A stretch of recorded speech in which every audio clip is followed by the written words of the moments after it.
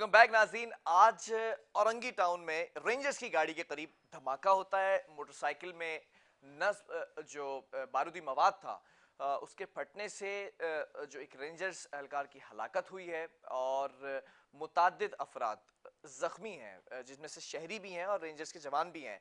ये अभी इसकी इन्वेस्टिगेशन की जा रही है और अब तक ये पता लगा है कि बम जो नस्ब था वो किनारे पर खड़ी जो मोटरसाइकिल थी उसमें नस्ब था। अब चेकिंग और मॉनिटरिंग की जा रही है, सर्वेलेंस भी हो रही है। इंटेल सर्विसेज भी ये बता रही हैं कि ये माजी के अंदर भी कुछ कार्रवाइयां होती रही हैं अभी गुज़िश्ता दिनों के अंदर, तो ऐसा हो सकता है कि उस एक्शन का ये रिएक्शन हो। इसी पर बात करेंगे। हमारे साथ ब्यूरो चीफ कोरंगी असद जैदी इस वक्त हमारे साथ ऑन कॉल मौजूद है। असद, जानना ये चाहूंगा, ये जो आज अफसोसनाक वाकया हुआ है, रेंजर्स के जवान की शहादत भी हुई है, इसमें क्या समझते हैं अब तक इब्तिदाई इन्वेस्टिगेशन क्या बता रही है इस मामले की?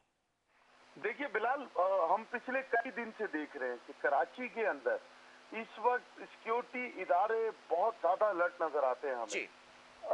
देखिए अभी गुज़िश्ता कुछ दिनों में सीटीडी की भी हमें कार्रवाइयां देखने को मिलती हैं। उसमें कलअदम तंजीमों के कारिंदों को भी गिरफ्तारियां हमें दिखाई देती हैं। इसके साथ साथ हमें पुलिस के भी मुकाबले देखने को मिलते हैं और इसी तरह सीटीडी के भी मुकाबले देखने को मिलते हैं, जिसके अंदर बहुत सारे ऐसे लोगों को गिरफ्तार भी किया गया और उनको जहन्नुम वसूल भी किया गया जो मुल्क दुश्मन कार्रवाइयों में शामिल थे। ठीक है। देखिए उसी का तसलसल है। उसी के तसलसल में हम पिछले कुछ दिन से देखते हैं कि कराची के दाखिली और खारजी रास्तों पर हमें जो है पुलिस की और रेंजर्स की भारी नफरी खड़ी हुई दिखाई देती है और हर आने और जाने वाली गाड़ी को चेक किया जा रहा होता है। देखिए इसका मतलब ये हुआ कि हमारे सिक्योरिटी इदारों को पहले से इस बात का खदशा था। मुल्क के पाकिस्तान में जो अमन अब कराची के अंदर कायम किया गया सिक्योरिटी इदारों की तरफ से, तो उसका पूरा इम्पैक्ट पूरे मुल्क पे जाता है। तो जो कराची के अंदर जितने भी आपने देखा कि पिछले अदवार में हमें टारगेट किलिंग्स देखने को मिली, हमें गहमा गहमी इस तरह का माहौल बन गया था कि लोग घरों से नहीं निकल सकते थे। अब पिछले कुछ अरसे में ऐसा हो गया है कि आपको हर जगह पर अगर कोरोना का नहीं हो बाहर, तो हर जगह पर आपको फैमिलीज घूमती दिखाई देती हैं। टारगेट किलिंग हमें नहीं दिखाई देती। हमें जो है अगर कहीं पे भी जाएं तो हम बड़े फख्र से कह सकते हैं कि जी हमारी सिक्योरिटी एजेंसीज ने अल्हम्दुलिल्लाह इस शहर में अमन कायम कर दिया। अब वो अमन जो इस शहर में कायम किया गया, वो जिन लोगों की आंखों में चुभ रहा है, वो जाहिर सी बात है कि आप सिक्योरिटी एजेंसीज को निशाना बना रहे हैं और उसी का आज जो है वो सिक्योरिटी एजेंसीज की जो मेहनत है और जो उनका खून खून रहेगा कभी भी नहीं जाता, लेकिन उनको आज टारगेट किया गया और हमें ये कार्रवाई औरंगी टाउन में देखने को मिली। फिलहाल अच्छा असद, ये भी जानना चाहूंगा, एक रेंजर्स एहलकार की शहादत हुई है, जबकि दो एहलकार और तकरीबन 8 जो लोग हैं, जो शहरी हैं, उनके साथ टोटल 8 लोग जो जख्मी हैं, अ, इनकी हालत इस वक्त कैसी है? देखिए 3 लोगों की हालत बहुत क्रिटिकल है, क्योंकि जो रेंजर्स की मोबाइल है, जब हम वो फुटेज देखते हैं और तो उसके अंदर जो है वो बिल्कुल जब मोबाइल बराबर आती है तो वो एक ब्लास्ट होता है, तो उसमें बाइक पे बैठे हुए लोग और वो जो जख्मी है उसमें 3 लोगों की हालत जो है वो इंतहाई नाजुक बताई जाती है। और इसमें से जो 3 लोग जो थे वही रेंजर्स के एहलकार पहले जख्मी आए और उसके बाद फिर 6 शहरियों की इत्तला आई और उसके बाद एक रेंजर के जो एहलकार है वो हमें जामे शहादत नोश करते हुए दिखाई दिए। देखिए जो अभी लोग जख्मी हैं उनको हुकूमत की तरफ से, हुकूमत सिंध की जानिब से बेहतरीन इलाज मुहैया करने का दावा किया जा रहा है और किया भी जा रहा है, लेकिन अभी डॉक्टर्स ने 3 लोगों की हालत बताई है कि इंतहाई खतरे में है। बिलाल ये जितनी भी चीजें हैं, जो कार्रवाइयां इस वक्त कराची में हम देखने को मिल रही हैं और अंदरून सिंध में, हम आगे भी ये खतरा जाहिर किया जा रहा है कि कराची के अमन को खराब करने के लिए इस तरह के वाकयात होंगे, क्योंकि अभी आज एक कलअदम तंजीम ने उसको कबूल भी कर लिया, जिम्मेदारी भी ले ली, लेकिन ये कबल अज वक्त है। जब तक सिक्योरिटी इदारे किसी चीज को क्लियर नहीं करते तो तब तक हम इस बात का तयन नहीं कर सकेंगे कि ये किसकी तरफ से है।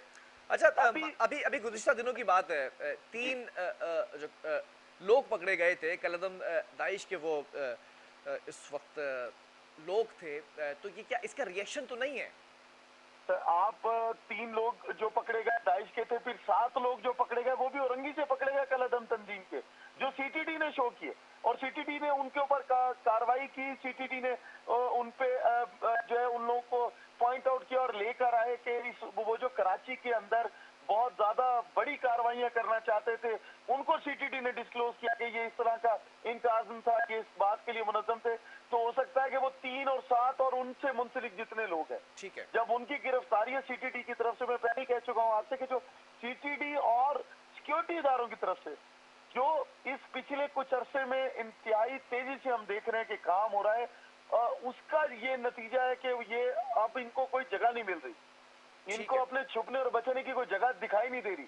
तो फिर इन्होंने बुज़दिलाना हरकत की कि रेंजर्स की मोबाइल जो स्नैप चेकिंग पे होती थी, जब वो यहाँ पर क्योंकि एक रूटीन होती है कि स्नैप चेकिंग लगाई जाती है हालात के पेश नजर, तो जब वो जा रही थी तो फिर उन्होंने उसको एक टाइम, आप उसको कह लें रिमोट कंट्रोल डिवाइस से उसको ऑपरेट कर रहे थे, जैसे ही मोबाइल करीब आई तो ब्लास्ट किया। इसका मतलब यह है कि इनको मौका नहीं दे रही हमारी एजेंसियां, हमारी जितनी भी सिक्योरिटी एजेंसीज हैं इस वक्त काम कर रही हैं, वो इनको मौका नहीं दे रही। बिलाल, ये अब बुज़दिलाना हरकतों पे आ गए हैं और ये जो हमारी फोर्सेज हैं ये अपनी जामे शहादत नोश तो कह लेते हैं, लेकिन इनकी वजह से जो कराची के अंदर बड़े बड़े सानियात हैं और मुल्क पाकिस्तान में जो बड़े बड़े सानियात हैं, इनकी शहादत की वजह से जो है वो हमें बाकी लोगों को जो सुकून है इस मुल्क में, वो इनकी सिक्योरिटी इदारों की वजह से। जी बिलाल, ठीक है, बहुत शुक्रिया। असद ज़हदी हमारे साथ मौजूद थे, ब्यूरो चीफ कोरंगी।